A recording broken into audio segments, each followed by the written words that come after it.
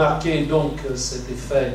Bon, encore une fois, c'est un tableau de couleurs et c'est un papier qui est barbouillé à la gouache colorée et dans lequel on découpe. Donc c'est vraiment un morceau de couleur.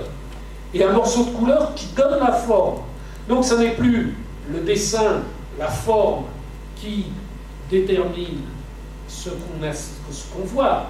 C'est la couleur qui dirige le tout et les contours ne sont que le résultat de ce que la couleur laisse autour d'elle.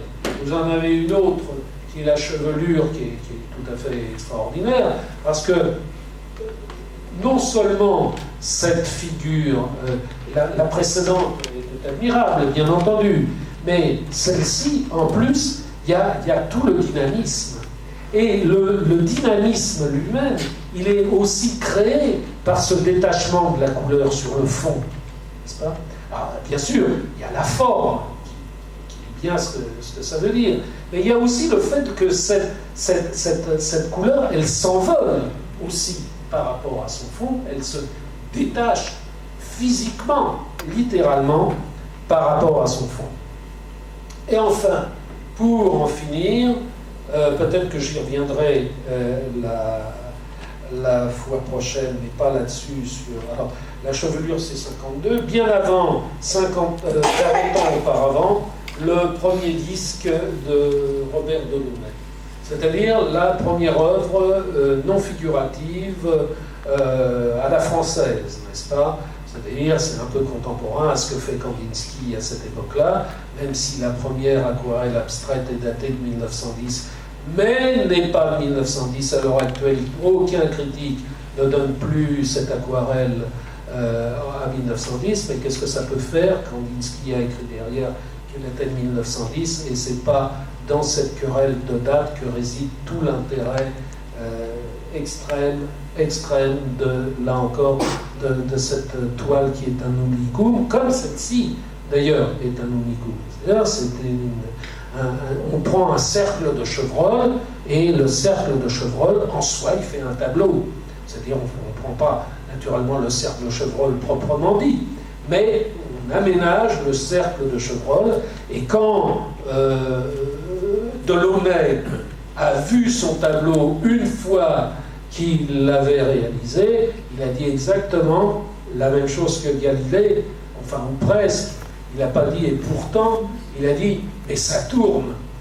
Et en effet, ça tourne.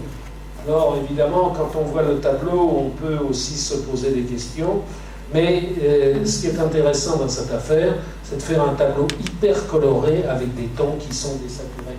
Là, on voit bien, d'ailleurs, que la couleur est pas en bon état. Alors on dit le tableau est usé, mais non, pas du tout, pas du tout. C'est que c'est une couleur matière en quelque sorte, et cette couleur matière dans cette composition arrive à déterminer cette espèce giratoire à partir duquel Delaunay va reconstituer un petit peu toute une partie de son œuvre.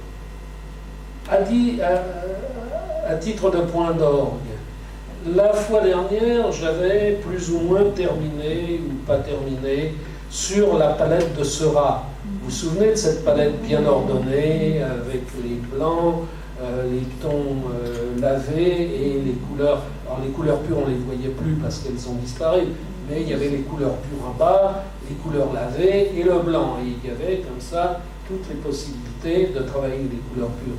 Ça, c'est la palette de Cézanne. Donc la palette de Cézanne, vous voyez que c'est un... Comment est-ce qu'on pourrait appeler ça? Bon, de couleurs. Et en même temps, elle se plie. Vous voyez, il y a une charnière au milieu, elle se plie. C'est-à-dire que quand Cézanne va peindre dans la nature, eh bien, il a une palette qui est susceptible de le suivre absolument partout et avec lequel il travaille. C'est un autre instrument de travail, c'est un autre aspect révélateur de qu'est-ce que ça peut être le travail de la couleur. Encore une fois, de Cézanne, on ne finirait jamais de parler. Et d'ailleurs, je crois que la fois prochaine, je commencerai à parler de César. Voilà.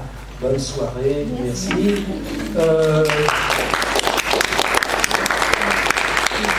Une fois de plus, il n'y aura pas de plus. À moins que vous vouliez en poser. Ce qui serait pas mal, je sais pas, c'est vous ne pouvez pas leur donner un email où ils enverraient leurs questions s'ils veulent en poser. Ce serait pas mal peut-être. Sur le site de la médiathèque, vous envoyez des questions, comme je sais que vous êtes un naturel timide, c'est pour ça que je parle tant. Donc vous envoyez des questions, c'est très bien. Et même, comme tout le monde a l'esprit de l'escalier, moi le premier, et je m'en honore d'ailleurs. C'est comme ça qu'on travaille, c'est avec l'esprit d'escalier, pas... Et donc, c'est bien que vous posiez des questions. Moi, ça m'éclaire et puis ça permet